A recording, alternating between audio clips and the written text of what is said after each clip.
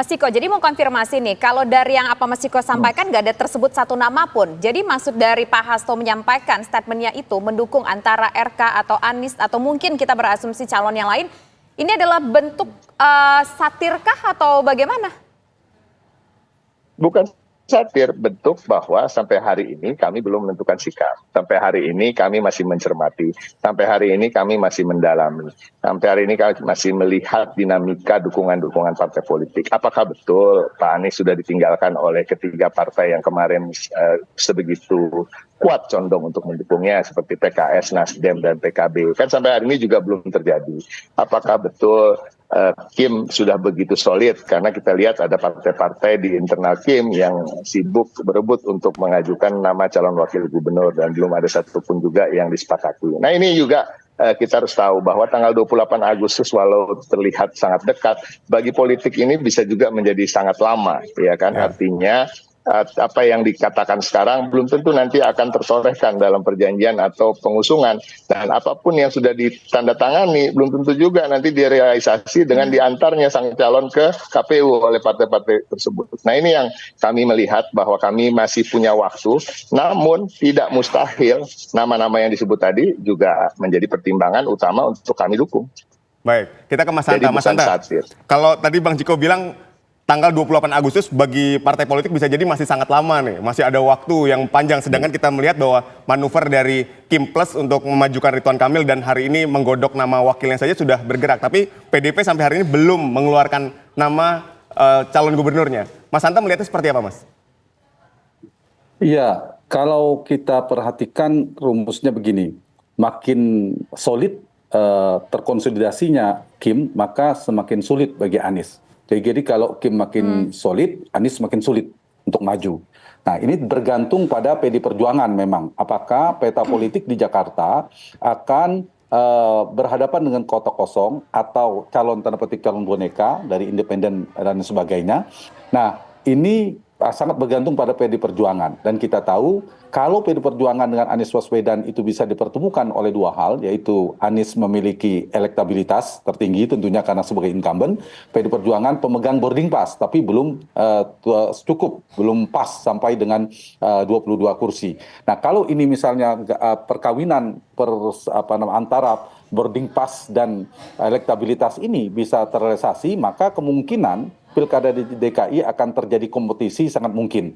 Nah kalau kita perhatikan Aditya, PD Perjuangan ini kan menjadi penentu seperti saya katakan tadi. Ya. Kita lihat di Sumatera Utara itu terkonsolidasi kuat, termasuk PKS sudah mendukung Bobi, Kim terkonsolidasi kuat. Tapi hari ini kan saya lihat tadi di berita kita bisa lihat PD Perjuangan sudah resmi menyiapkan penantangnya Edi Rahmayadi. Kemudian Jakarta, termasuk saya lihat di Kalimantan Timur, incumbent juga belum cukup, yaitu Pak Isran Nur. Tapi kalau PD Perjuangan mendukung juga, itu akan terjadi gagalnya kota kosong. Jakarta juga begitu. Nah, tetapi di Jakarta, jangan lupa, sama dengan daerah lain yang saya sebutkan, itu petanya tidak ada satu partai pun yang bisa mengusung pasangan gubernur, wakil gubernur. Itu problematiknya. Satu sisi Kim semakin terkonsolidasi, sisi yang lain tidak ada yang bisa. Artinya PD Perjuangan itu membutuhkan tantangan untuk membuat satu koalisi baru itu adalah bisa menggait minimal satu partai.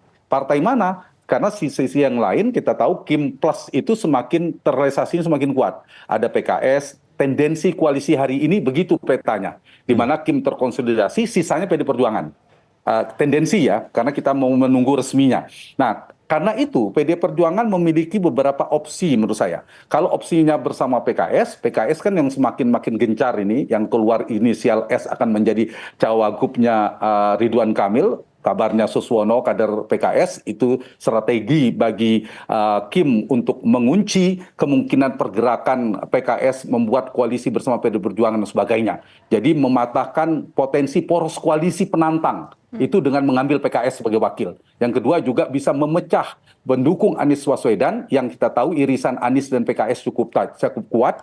Nah itu bisa memecah pemilih kalau Anies bisa maju. Karena itulah strategi bagi Kim mengambil PKS untuk masuk itu menjadi penting. Nah kembali ke PD Perjuangan, pilihan ke PKS semakin kecil sepertinya. Selain ada mungkin pertimbangan ideologi mungkin bisa, tetapi pertimbangan perkembangan per hari ini. PKS akan berpikir lebih realistis, ini ada posisi wagub, ada kemungkinan akan diajak dalam pemerintahan dan sebagainya.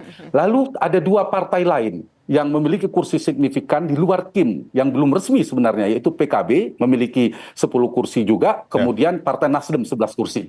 Apakah mungkin dengan Partai Nasdem ada komposisi, misalnya apakah Anies akan menjadi kader Nasdem, kemudian berpasangan dengan kader PD Perjuangan, Nasdem dan PD Perjuangan apakah bisa bersatu? Nah, ini menjadi tantangan tersendiri. Nah, beda dengan di Pilpres yang lalu, yang serentak dengan Pileg, ada kotel efek yang diburu oleh Nasdem atau partai lainnya, sehingga penting untuk mengambil seorang calon akan diusung pada saat itu. Nah, di Pilkada DKI tidak ada. Ini juga menjadi tantangan, tidak terlalu kuat potensi itu. Lalu yang ketiga, dengan PKB. PKB ini punya rekam jejak yang paling konsisten tentang inkonsistensinya dalam koalisi. Dia bisa pergi kapanpun. Jadi ada titik lemah di koalisi Indonesia Maju plus ini. PKB sebenarnya, Mas Eko, itu sudah deklarasi, bisa jadi bisa pergi dia di ujung. Kita tunggu, memang betul saya setuju, kita tunggu sampai dengan akhir Agustus di PKB. Tapi kita tidak tahu apakah manuver seperti di Pilpres akan dialami oleh PKB. Saya sih belum melihat tendensi ke arah sana. Karena PKB beda, kalau dulu kan ada faktor Pak Muhaimin sebagai ketua umum, menjadi cawapres, ada kotel efek. Nah, sekarang beda. Nah, sehingga saya ingin mengatakan per hari ini, potensi PDI Perjuangan mendapatkan kawan itu semakin sulit di saat koalisi Indonesia Maju itu semakin solid konsolidasinya. Tetapi belum bisa disimpulkan. Tinggal petanya yang bisa disimpulkan, Pilkada DKI hanya 1 putaran. Head to head, betul-betul kompetisi, murni kompetisi. PD Perjuangan berhasil mengusung nama yang kompetitif dengan Ridwan Kamil, berpasangan dengan siapa? Kemudian Anies atau Ahok berpasangan atau ada nama lainnya. Atau kemungkinan kedua, Kim Plus akan bertarung dengan tanda petik dirinya sendiri. Dan kemungkinan dengan kotak kosong atau dengan calon boneka, apakah independen dan seterusnya. Jadi kita melihat sukses atau tidaknya pergerakan 1-2 minggu ke depan bergantung pada PD Perjuangan. Memang sekuat apa daya sentripetal yang dibangun oleh Perjuangan untuk menarik keluar koalisi-koalisi PKB, Nasdem, dan PKS yang sedang cukup dekat dengan koalisi Indonesia Maju per hari ini. Di saat yang sama kita tahu Kim dengan kekuasaan pemerintahan barunya, itu Prabowo Gibran juga kuat daya tariknya. Jadi ada komplikasi koalisi, Aditya dan Tisa. Komplikasi koalisi itu satu sisi mau mengajak koalisi, tapi koalisinya mereka sudah mulai melakukan negosiasi, melakukan pembicaraan politik baru, konsensus baru di tingkat elit.